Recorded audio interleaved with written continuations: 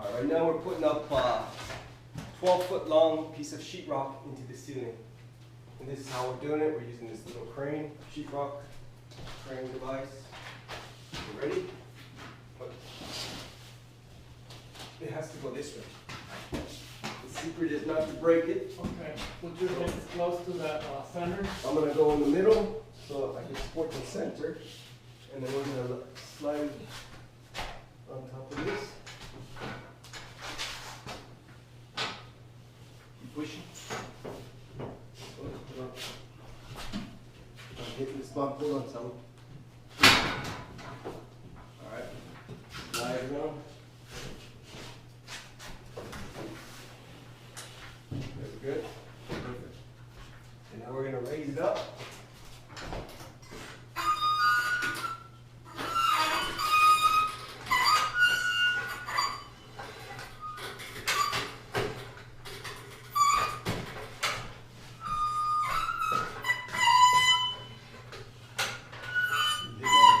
You're hitting on the bricks. There we go. Can you straighten it up on this side?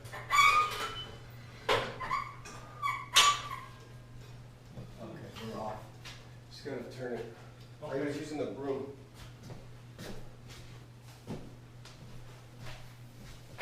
Straighten it up.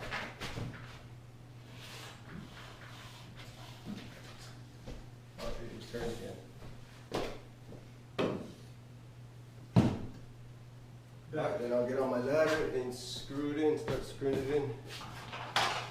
I'll start on this side since it's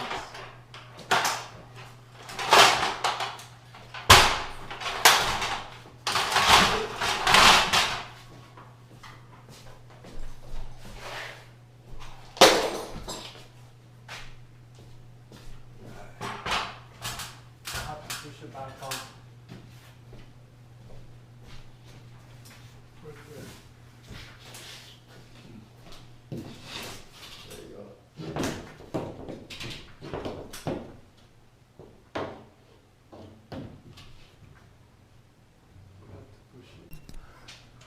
Alright, so that thing got this thing up really nicely. That's from Harbor Freight, by the way. I might put a link in the description. It's called the Hall Master. It's a 150 pound drywall panel hoist. Goes up 11.5 feet. So some of the ceilings are like 11 feet. So that's what we needed. And we screwed it all in. And you can see the difference between an 8-foot. You have seams, and then a 12-foot you have very little seams. We'll have a seam at the end. But we only bought 4 pieces of these. They were out of the 8-footers, so that's why we went to those ones. But as you can see, it's a lot better when you can do this. But it is a little bit more sensitive because it's longer. It's easier to break. So keep that in mind if you're going to be doing your house and changing out sheetrock. And not only that, it doesn't even fit in the car. It hangs out like 4 feet. Out of your, we have a Suburban that we use and it was hanging out 4 feet, so a little bit harder to install. But once you do, it's a lot less mudding up you got to do. So we only have to mud this one little section here. All right, we just ran electrical line through the sheetrock with a small hole, and we hooked up this little light piece here. Looks real good. It's got another light piece that goes to it, but we're not going to put that on until we're done with the job. But these are LEDs, and it's got a 3-pole light switch. So you come here, and when you enter the rear door, you can turn it on and off. When you're going out into the family room or bathroom, you could turn it off and on here as well. And same thing if you're exiting this door, you have a switch for it over here too. Okay, so it's a 3-pole switch. So because there's only one light that turns on these other lights here, and it's right here. So it's good to have at least one light you can have on when you come in the night. You know, you're gonna go get a cookie in the nighttime or something. You want to be able to turn on the light before you turn on the main recess lights. And also, I'm gonna run these recess lights. They're all gonna be off a dimmer. This is the only place that it's gonna be, and we'll put a dimmer switch there, so that you can dim it if it's because it's very bright. It's a very bright light. Where'd I put the dimmer?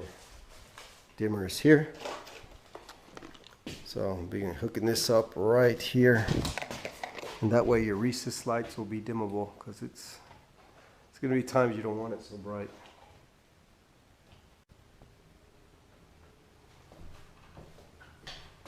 Alright, I'm just hooking up a switch to the wall, dimmer switch, and these are really easy to hook up.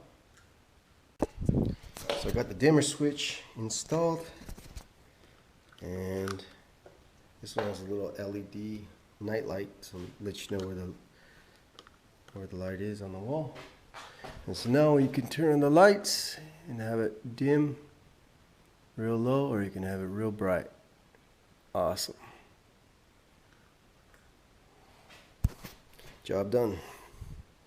Now to finish off the drywall up over here, got about, I don't know, 1, 2, maybe 4 pieces left. I got to do a sliver because it's a little bit over 4 feet.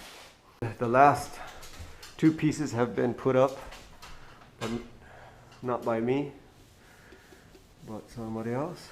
And then it's been mudded over one time, real lightly. It should have been done a little bit more heavier, but that's okay. I'm going to put the second thicker coat on, and it'll cover up the fiber tape.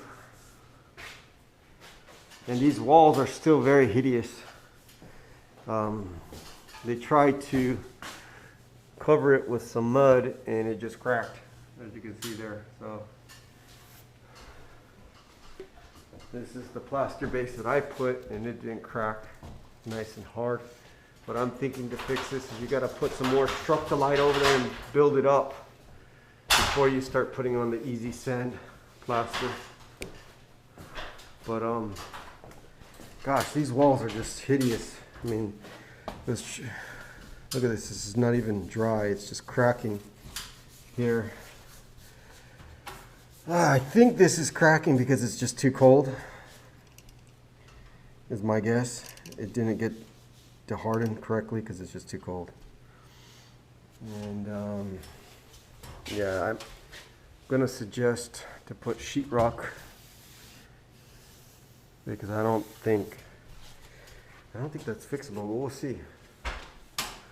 But I'm gonna go finish up the ceiling today with another coat. This is 2 coats. This needs 1 more coat. And the ceiling is going to get the second coat. Usually you need 3 coats. You need your first coat, which is just a thin spread, about that thin. Then your second coat, which is twice as thick. And then your last coat, which is like a foot wide. You can go over it with a real thick coat one time if you're really good. But if you're a novice and not used to this kind of work, it's best just to do 3-coat system. But back to work. Gotta mix up some more. Alright, here's the second coat on the sheetrock. It's looking real smooth now. I think I used a 6-inch knife. So I think I used 8 or 6 inch. I don't remember which size. I think it was I think that's an 8-inch. So that fills in, that 8-inch knife fills in that dip in between both of the sheetrock where you nail. Fits perfectly in that whole dip, and it flattens it out. And then most people can stop here, but I think I might go 1 more coat with a 12-inch knife, but depends on when it dries, if it looks smooth or not. If it looks smooth, then we won't have to do it, but won't know until it's dry. It's looking good.